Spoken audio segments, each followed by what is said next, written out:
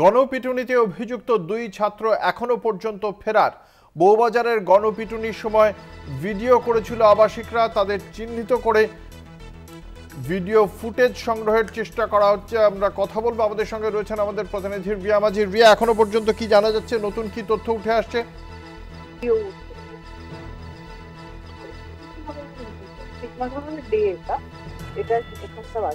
রিয়া, শুনতে পাওয়া যাচ্ছে? হ্যাঁ অঙ্কুর, আরেকবার যদি প্রশ্নটা করো। এখনো পর্যন্ত নতুন কি তথ্য উঠে এসেছে? দেখো, ঘটনার সময় যেদিন ঘটনাটি ঘটেছিল শুক্রবার, গত শুক্রবারে, সেই সময় যখন এই গণপিটুনি দেওয়া হচ্ছিল ইরশাদ আলমকে, সেই সময় কিন্তু ওখানে উপস্থিত থাকা বেশ কিছু আবাসিকরা এই ভিডিও করেছিল বলে এমনটাই জানতে পেরেছে তদন্তকারী আধিকারিকরা।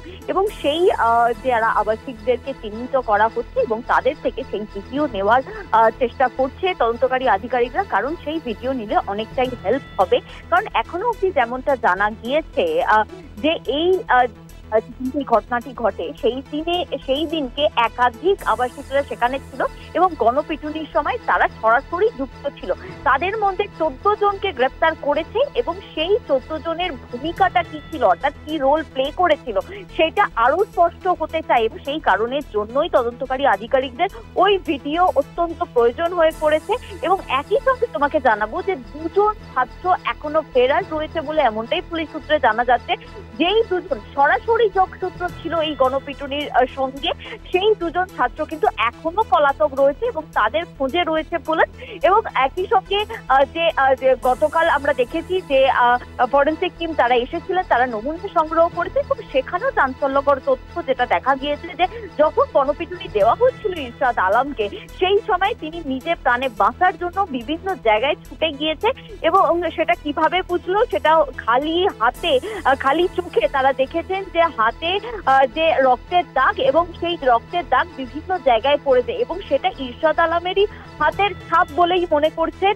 এবং যদিও সেই নমুনা সংগ্রহ করেছে, ব্লাড স্টেন বিভিন্ন জায়গা থেকে সংগ্রহ করা হয়েছে, সেটা পাঠানো হচ্ছে ল্যাবেতে এবং সেই নমুনা যে পরীক্ষা, সেই পরীক্ষা হলে আরো স্পষ্ট হবে। এবং একই সঙ্গে যে ব্যাট দিয়ে মারা হয়েছিল সেই ব্যাটের টুকরো অব্দি নমুনা হিসেবে সংগ্রহ করা হয়েছে।